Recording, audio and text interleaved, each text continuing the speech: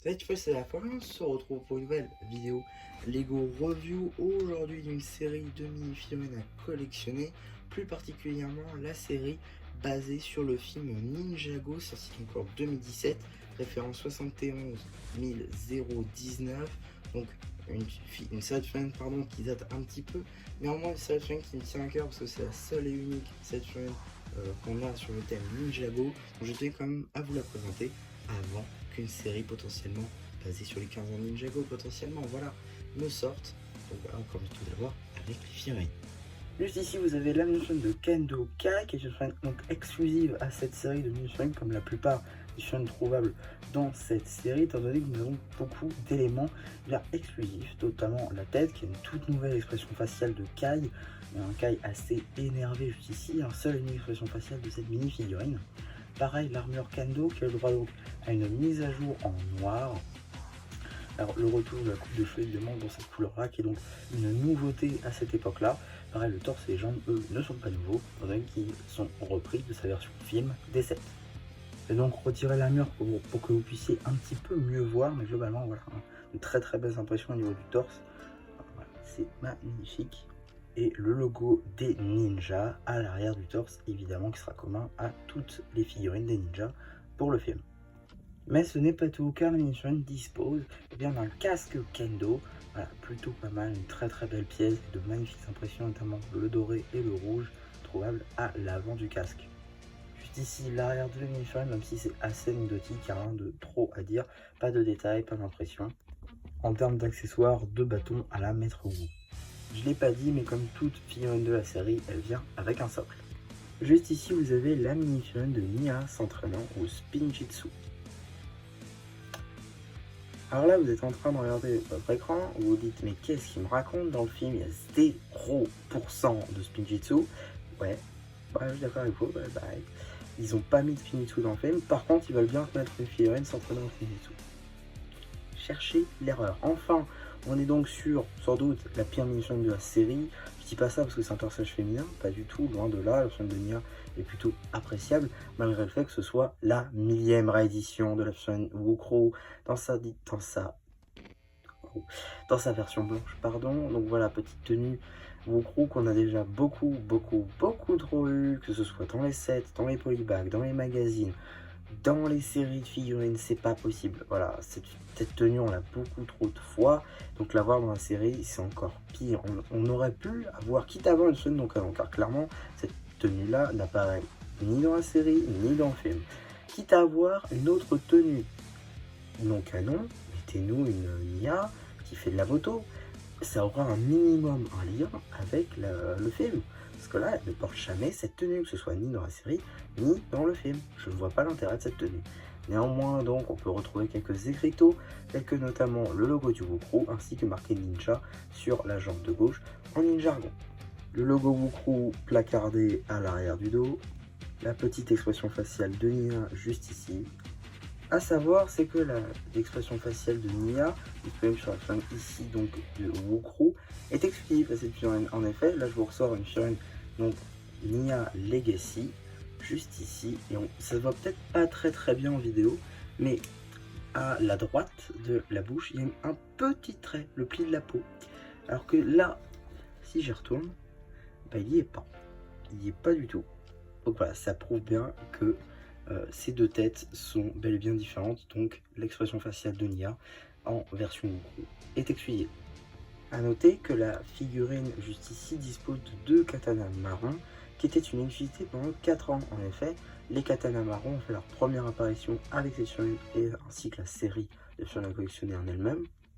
Néanmoins, 4 ans après, donc en 2021, ils sont réapparus dans le set du dojo du centre-ville, qui est donc un set assez onéreux je trouve, qui venait donc avec ces pièces de katana qui sont ensuite en 2023 réapparues avec la Ninjago Brick Box, donc en 2022 même plutôt, avec la Ninjago Brick Box qui était donc un set à 60 € dans la gamme Ninjago Evo cette fois-ci, donc avec donc cette pièce qui est revenue. Donc voilà, un parcours assez important je trouve pour cette pièce qui a traversé les âges sans trop non plus arriver dans nos collections en grand nombre, donc c'est plutôt sympa.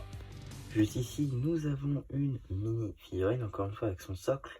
juste ici donc la mini-figurine de Lloyd dans sa version film. Alors effectivement, la figurine n'a rien à envier à sa version 7, hein. C'est la même, il n'y a aucune différence. Néanmoins, la cagoule reste plutôt sympathique, la tête de Lloyd du film qu'on lui connaît si bien, le torse avec de magnifiques impressions sur les bras, on les reverra un petit peu après, ainsi que les jambes qui sont juste magnifiques.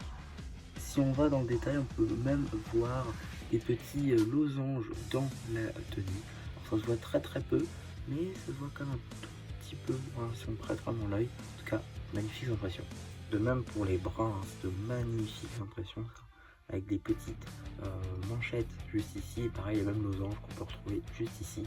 Évidemment disponible de l'autre côté. À l'arrière de la figue, on va retrouver notre fameux logo des ninjas, avec là encore nos fameux petits losanges. Alors juste ici, assez intéressant à noter, la chaîne de Lloyd ne vient pas avec sa tête classique. En effet, sa version 7 dispose de 2 expressions faciales. Ici, on n'en a qu'une, la version souriante. Normalement, cette version existe déjà. Mais Lloyd ne vient pas tout seul. Il vient aussi avec sa coupe de cheveux, son épée, mais aussi avec le plan de son robot dragon. Là encore, je le spécifie, mais il y a un socle à cette mini figurine qui est donc la version de Maître Wu qui ressemble beaucoup à sa version 7. À un détail près, la tête. Effectivement, ici, Maître Wu sourit, on le verra un petit peu plus après, alors que dans les 7, il n'est pas du tout content. En tout cas, on retrouve évidemment le chapeau et la barbe communs à beaucoup de fans de Wu. Le torse qui, lui, pour le coup, est une réelle nouveauté et un plus aux fans de Wu, étant donné qu'il possède des impressions sur le côté des bras. En effet, voilà, sur les petites manchettes, on a des petits détails, voilà, très appréciables pour le coup. Une très belle chaîne de Wu, juste ici, hein. Une pièce de tissu qui est juste magnifique pour continuer vers la toge de Maître Wu, c'est juste génial. À l'arrière, on découvre le même logo que sur la chaîne des ninjas, ainsi que la suite de sa petite pièce en tissu.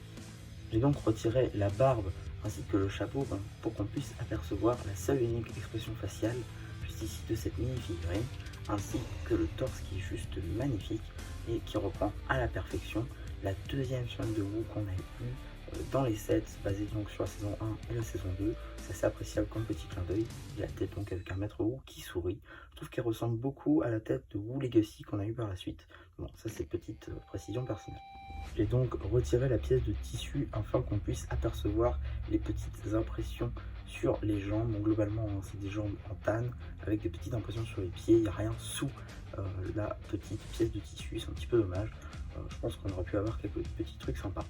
En termes d'accessoires, Wu possède un seul et unique accessoire, sa petite boîte de cornflakes qui est plutôt sympa, qui fait d'ailleurs référence au jeu vidéo Ninjago le film, avec donc Maître Poulet. Donc voilà, pour le coup, une assez belle pièce je trouve, qui a sa place dans une collection Lego à mon sens.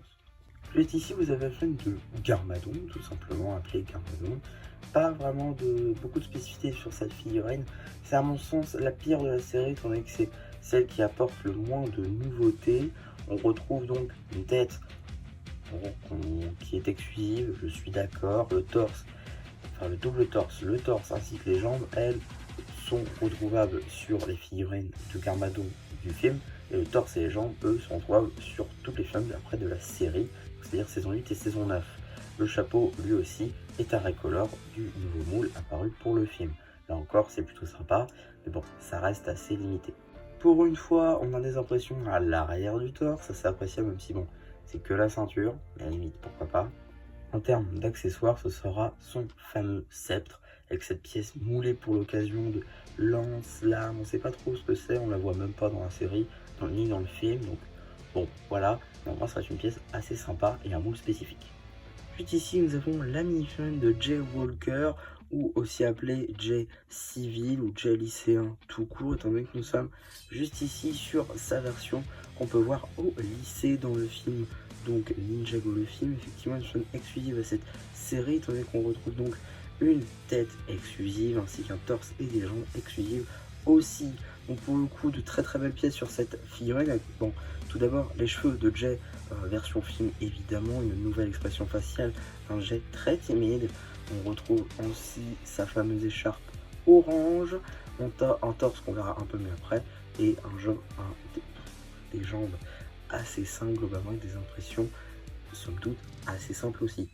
Si on retourne la figurine, aucune impression. Alors là, aucune impression.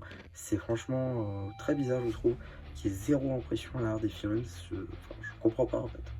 En retirant tout son attirail, on va pouvoir apercevoir donc l'expression faciale juste ici dans toute sa splendeur, ainsi que le torse qui est vraiment magnifique, pour le coup une veste un peu électrique, éclair, qui ressemble beaucoup à Jay je trouve, donc ça marche assez bien.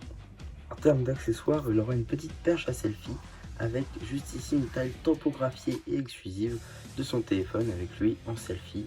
Pour le coup une très belle pièce qui je pense ne refera pas surface avant très longtemps. Juste ici, vous avez l'animation de Lloyd Garmadon, qui est donc une figurine exclusive à cette série de figurines à collectionner. C'est assez rare pour noter, parce qu'en fait, beaucoup de figurines sont soit des versions améliorées des versions 7, soit des versions qu'on a dans les sets. Donc, je considère que c'est assez intéressant de le noter ici. En tout cas, on est sur une figurine de Lloyd assez sympathique pour le coup, avec donc une pièce de capuche qui n'est pas exclusive. On la retrouve notamment sur une figurine disponible en polybag. J'ai plus du tout le nom, en tout cas c'est une figurine très sympa, avec Lloyd dans la même tenue, c'est juste qu'on voit sa tenue ninja juste en dessous de son sweat. C'est c'est une figurine tout simplement très cool je trouve. La tête, elle aussi, est une expression faciale exclusive à cette mini figurine. Le torse lui aussi est très sympathique avec des petits détails des manchettes. Petite bande verte sur le côté des bras, c'est magnifique. On a évidemment des petites impressions sur les jambes avec le sweat qui dépasse justement sur les jambes, la ceinture, les poches, etc. Zéro impression à l'arrière. Ça par contre je ne comprends pas comment c'est possible. Zéro impression à l'arrière. Même pas le détail du pull. Hein. Nada. C'est un petit peu dommage je trouve. Ça perd en qualité par rapport au devant. Et encore pire parce que même pas de deuxième expression faciale. Avec cette figurine sur socle, vous aurez évidemment deux accessoires pour le petit-déj, un bol magnifiquement topographié ainsi qu'une petite cuillère. On verra un peu mieux les impressions comme ça. Ça ira à la perfection avec les cornflakes de vous, évidemment, vendus séparément. Juste ici, vous avez l'animation de Cole, qui est une animation assez appréciable à retrouver ici, une animation de Cole civil, décontracté, donc lycéen, beaucoup qu'on voit dans le film, c'est assez appréciable d'ailleurs, dans une film comme ça de Cole, assez exclusive, qu'il est encore aujourd'hui, de par notamment sa tête, qui est encore aujourd'hui une exclusivité à cette figurine, aussi le torse avec marqué ADACDC. Voilà, un torse qui fait référence évidemment au groupe de musique, comme on peut le constater à l'arrière du torse, qui cette fois-ci a des impressions, avec marqué donc World Tour, donc tournée mondiale, 1985, sold out. Voilà, c'est plutôt marrant je trouve. Encore une fois, le t-shirt donc qui descend sur le pantalon, ça c'est très sympa, même si il y a encore une différence de couleur entre les impressions, ça c'est un petit peu dommage je trouve, avec la ceinture qui est visible, les poches, etc. En termes d'accessoires, il aura le droit à une petite radio. Juste ici, vous avez la mini figurine appelée Misako, qu'on renommera évidemment Coco, de par le film, tout simplement, parce qu'elle n'est pas du tout appelée Misako dans le film, elle est appelée Coco. Donc justement ici, donc la mère de Lloyd qui est dans sa tenue, qu'on voit majoritairement dans le film, on la voit pas majoritairement dans sa tenue dame de fer, je crois, je sais plus son nom, je suis désolé. Son nom de carrière en tout cas, ici son nom de maman, donc Coco dans sa petite tenue, elle est très sympa, avec donc ce nouveau moule de cheveux qui était apparu pour le film à la base, qui réapparaîtra après sur le film de Harumi effectivement. Donc voilà, ces cheveux un peu roux, voilà, orangés, avec des petites baguettes rouges pour le chignon. La veste en sand green, très sympathique, avec des petits détails de fleurs dorées, très sympa, avec le petit chemisier juste en dessous, le pantalon qui descend, etc. Voilà, franchement, une très belle mini-fringue, même qu'assez simple, mais qui fait le taf, et c'est comme on la voit dans le film, donc c'est parfait. Pas de seconde expression faciale, ça c'est un petit peu dommage. En termes d'accessoires, elle aura un sac à main en dark red. Ici, vous avez la mini-figurine de Zane Julien, ou alors tout simplement sa version décontractée, sa version civile, sa version lycéen, puisque juste ici vous avez une version exclusive de Zane, étant donné qu'on retrouve pas mal d'éléments exclusifs encore aujourd'hui à cette figurine. Là encore, justement la tête, ici qui est une version exclusive qui reprend l'une des expressions faciales qu'on a pour le coup en 7, avec quelques petites spécificités, on verra un petit peu après, même si vous pouvez déjà y voir des prémices. Le torse, lui, est toujours une exclusivité, pareil, avec une espèce de pull avec des monstres de glace qui reprend donc le personnage de Zane. Pareil, avec un pantalon assez glaçant, beaucoup de couleurs blanches, voilà, c'est très sympa, de très belles impressions. À l'arrière de la mission, on va pouvoir apercevoir un magnifique sac à dos en dual molded, avec donc cette espèce de sac de couchage mis sur le sac à dos. Très très belle pièce qui aujourd'hui peut être retrouvée dans un Recolor en dark blue ainsi que blue azur, si je dis pas de bêtises, dont les sets Arctic sortis l'année dernière. Aucune impression à l'arrière du torse, ça c'est un petit peu dommage. Et voilà la fameuse spécificité de cette tête, c'est qu'en effet on a une espèce de dégradé des cheveux à l'arrière de la tête et un petit peu sur les côtés. Pour le coup c'est assez appréciable je trouve. Voilà, on a vraiment un souci du détail sur cette figurine, c'est franchement très bien. Ici vous avez la mini-chaîne qui vous rappelle que si ce n'est pas déjà fait, vous pouvez vous abonner, liker la vidéo, n'hésitez pas aussi à laisser un commentaire. Et ici vous avez le général en chef de l'armée des requins. 3 secondes pour dire un titre, super. Donc en tout cas une magnifique figurine je trouve avec beaucoup de détails, notamment les cheveux qui sont donc à Recolor et je crois qu'ils sont pas réapparus depuis dans cette couleur là. La tête elle aussi est une nouveauté et surtout une exclusivité. Pareil pour le torse et les jambes avec des détails maritimes en même temps armés, voilà, c'est très sympa. La cape, mon dieu, la cape elle est magnifique. Regardez-moi cette cape faite pour l'occasion, alors c'est du plastique un petit peu, pas pièce Lego on va dire, mais style tissu si vous voulez, qui était donc à enlever d'une feuille plastique pour mettre sur la figurine. On retrouve également cette technique pour la figurine de Vision dans la Tour Avengers par exemple. En tout cas voilà, de très beaux détails sur cette minifig. Afin de nous consoler du manque d'impression à l'arrière du torse ainsi qu'il n'y a pas de seconde expression faciale, on pourra avoir une magnifique pièce de smoothie tempographiée à 360, c'est-à-dire tout le tour de la pièce. C'est magnifique, franchement, de très belles impressions qui a dégradé de blanc, rose, violet, rose. Non, franchement, c'est magnifique. Juste ici, vous avez la mini-chaîne du bandit pieuvre de l'armée des requins. Encore 3 secondes pour dire un titre, c'est génial. En tout cas, une magnifique figurine pour le coup. Alors, je veux pas me tromper, voilà. Mais il me semble que cette figurine, on le voit pas dans le film. Ou alors très peu. Mais on le voit très bien dans le jeu vidéo car on l'affronte en boss dans le premier ou deuxième les niveaux du jeu vidéo basé sur le film simplement. Donc pour le coup c'est plutôt cool, hein. C'est une assez bonne mini-figurine avec un casque moulé pour l'occasion, le pieuvre justement. On voit que les yeux, ça fait style un peu ninja je trouve, mais maritime avec donc cette pieuvre sur la tête. Une tête que je vous montrerai un petit peu après. L'armure là encore, voilà, le torse, de magnifiques impressions pour le coup, qui sont relativement communes en fait aux bandits. On va retrouver beaucoup de bandits qui auront les mêmes armures. Je ne saurais pas vraiment vous dire quelle figurine a parce que je connais pas du tout les noms. Voilà l'arrière de la mini-figurine. Juste ici on a la mini-figurine sans son attirail avec donc une magnifique tête tempographiée, des petits détails au niveau des sourcils, voilà une sorte de balafre peut-être aussi. Le torse donc, qui est assez classique, hein, qui ressemble à beaucoup d'autres bandits de l'armée des requins. Pas d'impression à l'arrière du torse ni de seconde expression faciale, ça c'est un petit peu dommage.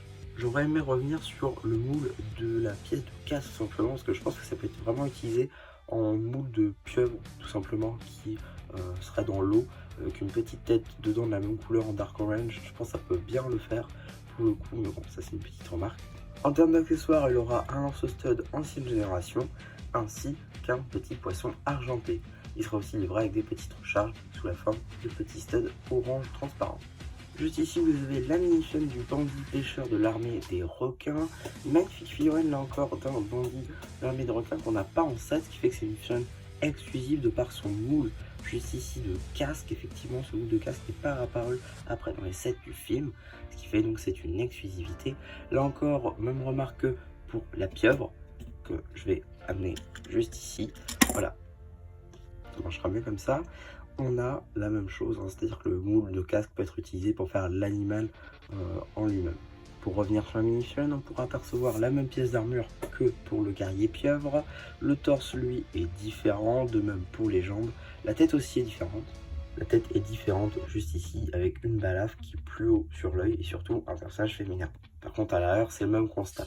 Seconde expression faciale inexistante et pas d'impression à l'arrière du torse. Ici, vous avez la mini-figurine du bandit requin blanc de l'armée des requins, que je renommerai requin blanc carbonisé, puisque ici nous avons donc un ancien général numéro 1 de l'armée des requins, élu par Carmadon, sauf que on peut le voir, il y a quelques... Voilà, il est passé par le volcan quoi.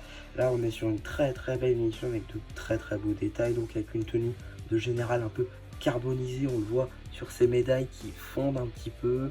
Pareil, on a des petits détails de brûlure sur sa tenue, même le bras. Le bras avec ses manchettes carbonisées, la tête de requin blanc ici modifiée pour une tête de requin noir carbonisé. Les bonbonnes de gaz pour des bonbonnes de gaz noires, à défaut de bonbonnes de gaz en dark pearl grey. Si je retire le casque, on pourra donc apercevoir les médailles qui fondent petit à petit, avec elle aussi donc la tête qui fait très... Je suis passé par le volcan, aucune impression à l'arrière du torse et pas de seconde expression faciale. Petit détail marrant du casque, juste ici, on a une petite impression comme quoi le niveau d'oxygène est à 0. En termes d'accessoires, il aura une épée poisson enflammée avec un poisson qui est donc un recolor du poisson classique, mais cette fois-ci en noir, qui n'est pas ou encore très peu réapparu par la suite. Juste ici, vous avez la mini-figurine de Garmadon du passé, une figurine assez loufoque, on va dire ça comme ça, donc c'est une figurine pas très commune, on va pas se mentir, un Garmadon de bureau qu'on peut le voir dans le film, avec donc un Garmadon aux cheveux blonds, qui expliquerait pourquoi pas Boyd. Une tête qu'on reverra sans doute jamais, avec des lunettes de soleil, un sourire. Voilà, franchement c'est magnifique, une magnifique tête. Un double torse avec une cravate coupée qui laisse donc après le reste de la cravate sur le torse classique. Là encore, parfait. Un petit pantalon très classique et peut d'ailleurs être aujourd'hui utilisé, pourquoi pas sur une mini-figurine, et bien d'arête avocat pour un custom, ça peut être très sympa. Des bras, 4 bras en dual molded, dark orange et noir. Magnifique pièce là encore, qui je pense ne referont pas surface en très longtemps. L'arrière, toujours aucune impression, ça c'est un petit peu dommage. Une seule expression faciale, là aussi c'est dommage. En termes d'accessoires, il aura droit à un petit appareil photo, ainsi qu'une tile tampographiée avec un volcan à vendre, visiblement une sorte d'annonce immobilière pour un volcan. C'est assez marrant, je trouve. C'est vraiment un truc qu'on attend dans une série de figurines, d'un film Lego en fait, tout simplement. Or Ninjago, c'est vraiment ce qu'on attendait, donc pour le coup, c'est parfait. Juste ici, vous avez la mini-figurine de Garmadon en pyjama, sans doute l'une des meilleures mini-figurines de cette série, car on a plein d'éléments qui, encore aujourd'hui, sont exclusifs. Tout d'abord, le double torse ainsi que le torse normal et même les jambes en fait sont toujours exclusifs avec de magnifiques impressions. Des petits volcans, des petites flammes et des petits nuages sont observables sur ce pyjama XXXXL, ainsi que des petites impressions aussi sur les bras. Les 4 bras sont tampographiés avec des volcans, c'est juste génial, j'adore cette figurine et c'est aussi le cas de nombreux fans. La tête, elle, n'est pas inédite, elle a été ressortie plus tard sur les figurines en 2018 et 2018 aussi 22, cette fois-ci de Garmadon dans sa version série. Le casque lui aussi revient sur beaucoup de mini-figurines de Garmadon. L'arrière de la mini-figurine lui reste assez classique, pas beaucoup d'impression, même si on peut apercevoir les petits détails sur les bras qui là encore sont vraiment magnifiques. En termes d'accessoires, un petit bol tampographié ainsi qu'une petite cuillère. La topographie reste assez simple, mais elle est quand même le bienvenu. Juste ici, vous avez la mini-figurine du rocker qui joue de la guitare et du gong. Ouais, c'est le vrai nom. En tout cas, une figurine plutôt sympa, je trouve. Alors, généralement, voilà, je vais dire, encore un habitant d'une série de figurines.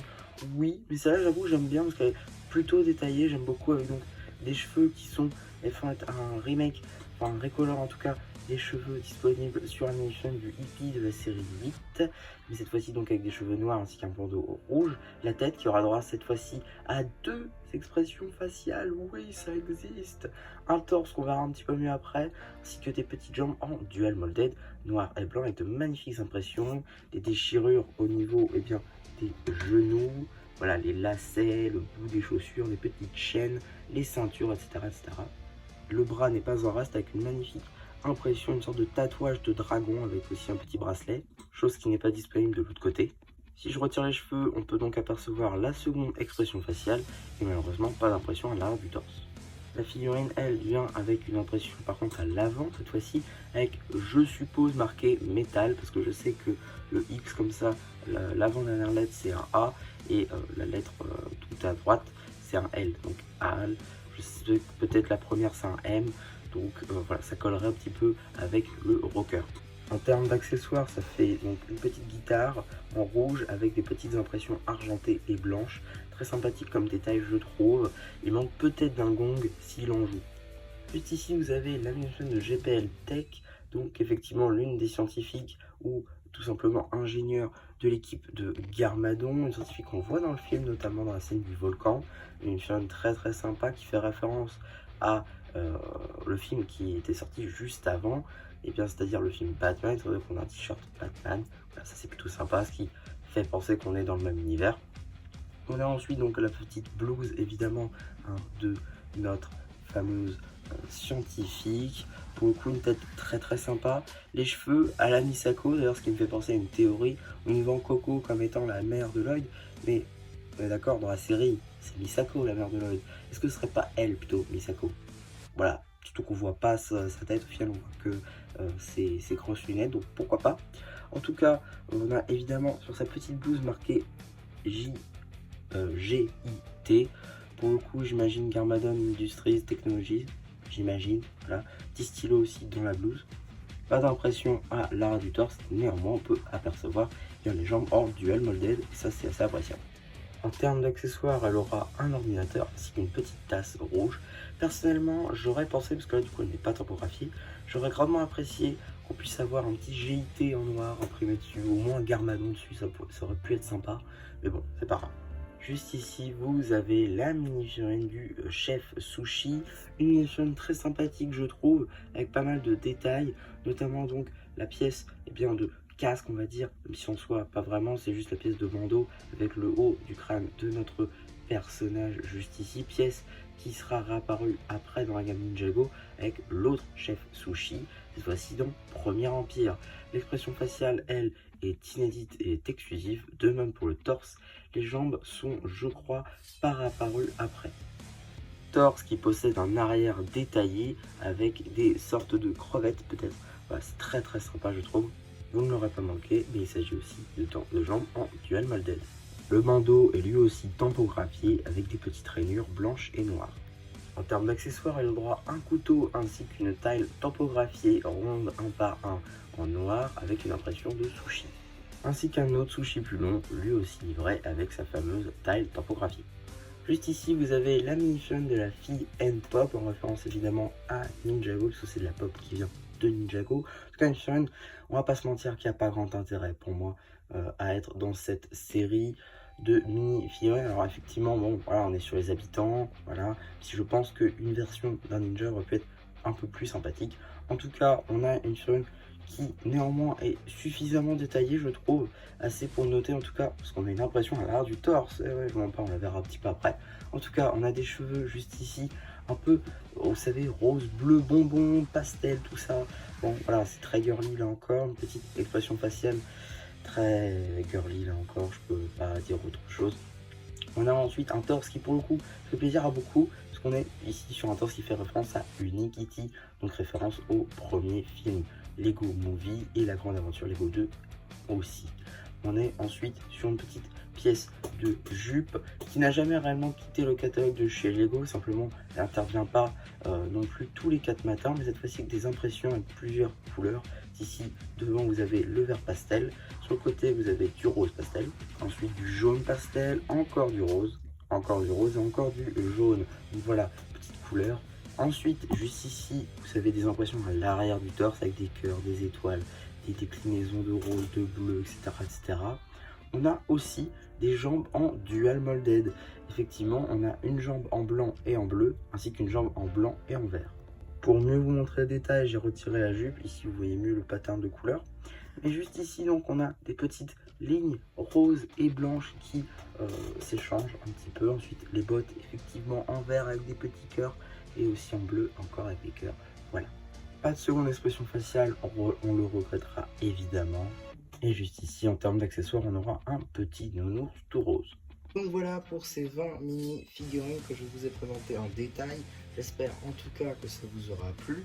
Surtout, n'hésitez pas à me le dire en commentaire.